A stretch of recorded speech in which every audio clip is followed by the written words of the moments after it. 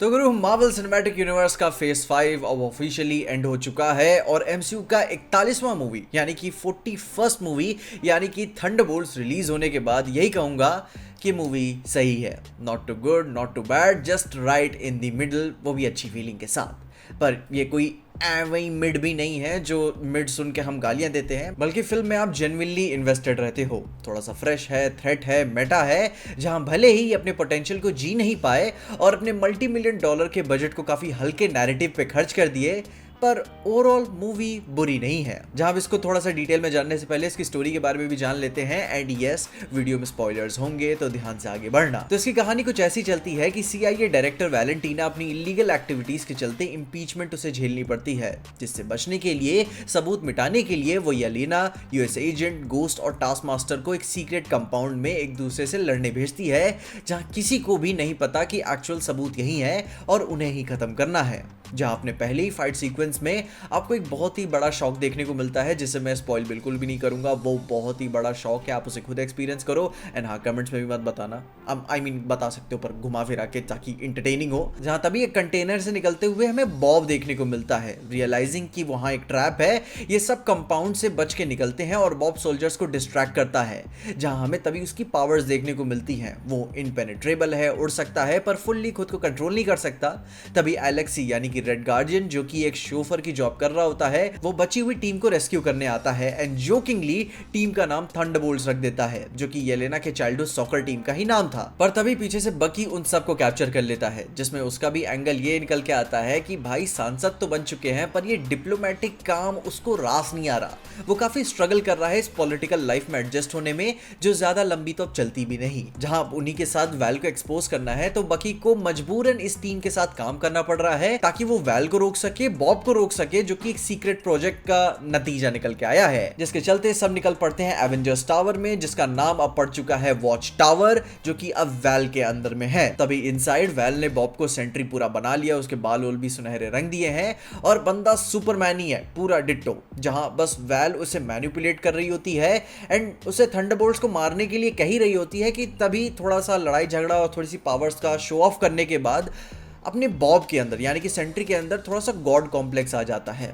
जहां little did we know वैल के पास एक किल स्विच भी है, जो टेम्परेरी तौर से सेंट्री को बेहोश कर सकती है, पर तभी उसके अंदर का वर्ल्ड जाग उठता है। एंड वो होता है मूवी का क्लाइमैक्स, जो कि मुझे काफ़ी थकेला सा लगा। पूरी टीम सेंट्री को हरा तो नहीं पाएगी ऑब्वियसली, और वो देखने को भी मिलता है, एटलीस्ट ये बात तो मूवी एक्नॉलेज करती है। पर वॉइड के अंदर वो सब जाते हैं एंड सेंट्री भी, जैसा हमें ट्रेलर में देखने को मिला था, वो पूरे न्यूयॉर्क को वॉइड में ले लेता है और तभी वॉइड के अंदर से ही पूरी टीम बॉब को रेस्क्यू करती है।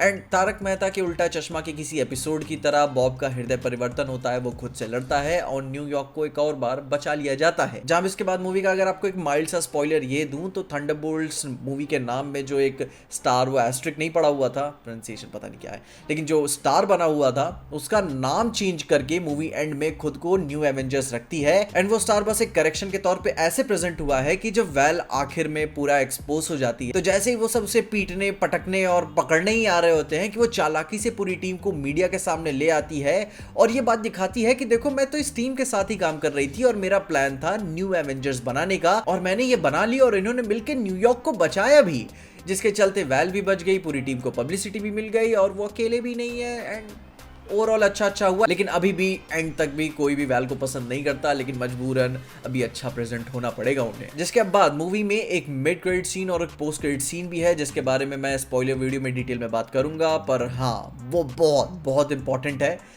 एंड इन्हीं सारी बातों के साथ अब ये सवाल है कि मूवी कैसी थी। जहाँ मुझसे पूछोगे तो ठीक ही थी, वो भी अच्छी वाली ठीक थी। इस मूवी को देखकर आप ये नहीं कह सकते कि MCU इज़ बैक। MCU अभी भी पूरी तरीके से बैक नहीं है, बल्कि ये जाहिर बात है कि एक अच्छे भविष्य में एक सही फिल्म की डायरेक्शन में ये जा रहे हैं। जहाँ फिल्म के विजुअल स्टाइल पे बिल्कुल भी मत जाना, वो भी अपने आप में एक धोखा ही है। कहने को तो इन्होंने पूरा मूडी विंटर सोल्जर जैसा डार्क डल मूड बनाया है, पर इवेंचुअली सब मस्ती मजाक और अपबीट टोन ही सब पकड़ के रखे रहते हैं सारे कैरेक्टर्स। जिसमें फिल्म में परफॉर्मेंसेस की बात करें तो फ्लोरेंस प्यू कहानी का मेजर ड्रामेटिक वेट कैरी करती हैं। लुइस पुलमैन जो कि अपने सेंट्री हैं, बॉयड हैं, बॉब है, वो काफ़ी कॉम्प्लेक्स और सिंपैथेटिक परफॉर्मेंस डिलीवर करते हैं, जो कि खुद के साथ एक इंसान की एक जंग होती है अकेलेपन को लेकर। वो काफ़ी इंटरेस्टिंग और इंट्रीगिंग रहा है उन्हें देखकर। मुझे पसंद आया उसका कैरेक्टर, वो परफॉर्मेंस।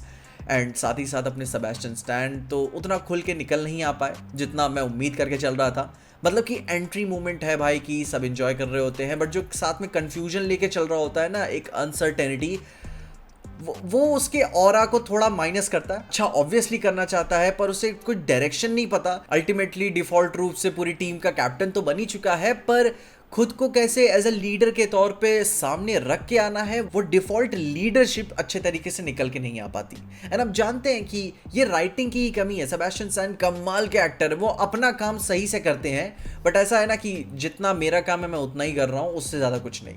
एंड जो अच्छा काम किया है मूवी में तो वो तो अपनी फ्लोरेंस प्यू ही है। वहीं उसकी दूसरी तरफ जिस कैरेक्टर की राइटिंग में सबसे ज्यादा मजा आया है वो है डेविड हार्बर का कैरेक्टर। वो दिल है कहानी का, वो टेडी बेयर वाला जब भी फंबल करता है ना, काफी क्यूट सा लगता है, बहुत फनी है एंड बहुत एंटरटेनिंग है। एंड उसी के ऊपर जिस कैरेक्टर से मुझे कोई बिल्कुल उम्मीद नहीं थी, जिसने बहुत कमाल की परफॉर्मेंस डिलीवर की है, वो है हैना John Kamen AKA the ghost. Ant man the wasp में कितनी डिस्पोजेबल विलन थी मैं तो भूल ही चुका था, लेकिन इधर बहुत ही कूल और सैसी लगती है, बहुत कैरेक्टर नजर आता है और मुझे पसंद आई। अब एक्साइटेड भी मैं रहूंगा जब आने वाली फिल्म में मैं इन्हें देखूंगा। पर अब यहाँ इस फिल्म की अगर दूसरे एस्पेक्ट्स की ओर बात करें तो ये इतना पोटेंशियल खराब कर देती है कि क्या बोलूं। आपको समझ में आता है कि ये काफी अच्छा आगे जा सकती थी, मगर इन्होंने काफ़ी सस्ते चॉइसेस यूज़ किए कि हाँ मतलब हम आराम से भी निकाल सकते हैं इसे, आराम से डिज्नी प्लस पे भी पटक देते तो कोई भी फ़र्क नहीं पड़ता। इतने छोटे स्केल की फिल्म लगती है, जो कि कहने को $180 मिलियन की movie, dam.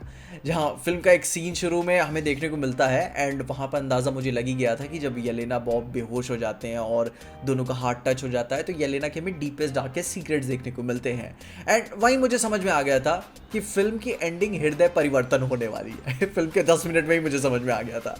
At this point Marvel को हृदय परिवर्तन के फाइनल बॉस चंपक चाचा को एवेंजर्स में ले लेना चाहिए कि देखो बॉब बेटा, मैं जानता हूँ कि तुम अकेले हो, बिचलेस हो, पर ये जो तरीका है लोगों को इकट्ठा करने का तुम्हारा वर्ल्ड में, ये तरीका गलत है। जहां आप देख के कंफ्यूज होते हो कि ये वही स्टूडियो है जहां सिमिलर तरीके से इन्होंने गार्डियंस ऑफ द गैलेक्सी में यही इमोशंस को पुल ऑफ किया था, और अभी तो लेटेस्ट डेडपूल एंड वुल्वरीन में इन्हीं फीलिंग्स को कमाल से एंडिंग में पुल ऑफ किया था। पर वो जानते हुए भी सेम चीज इस बार इन्होंने बहुत ही सस्ते में क्यों निपटा दी। I mean, मैं समझ पा रहा हूं कुछ लोगों को एनफ लगेगा, पर वो मेरे लिए नहीं था। इसका कॉन्सेप्ट काफी टची और इमोशनल है कि आज के टाइम में जहां हर इंसान अकेला है, भाई इसका ये मतलब नहीं होता ना कि आप किसी के पास हो, दैट डजंट मीन कि वो आपके साथ है। एंड वो येलेना के कैरेक्टर में, बॉब के कैरेक्टर में, चाहे अपना US एजेंट हो, सब में फील हो जाता है कि सब हाँ अकेले कितना है। पर फिर भी जब सब साथ में आते हैं, लड़ते हैं, झगड़ते हैं, कोई भी एक दूसरे पे भरोसा नहीं करता, पर फिर भी अपने डीमंस के साथ लड़ रहे हैं, ये कमाल का कॉन्सेप्ट रहता है कि हाँ ये काफी अच्छा पोटेंशियल रख रही है फिल्म। मगर जो आखिरी शॉट को नील डाउन करना होता है एज एन ओवरऑल कॉन्सेप्ट के तौर पे विजुअली, कि हाँ स्क्रीन पे वो राइटिंग किस तरीके से दिखेगी, वो काफी छोटे स्केल की लगती है। जिसमें कहानी के शुरू में एक शॉकिंग एलिमेंट तो जरूर से है, पर उसके बाद it's all and all convenience store, जिसकी वजह से आप पूरी कहानी को जानने में इंटरेस्टेड तो रहते हो, क्योंकि राइटिंग जेन्युइनली इसकी अच्छी है। जब सेंट्री को गॉड कॉम्प्लेक्स होता है, छुटे हुए साइड कैरेक्टर्स की परेशानियां आप देख पाते हो, उनकी प्रॉब्लम्स भी हैं।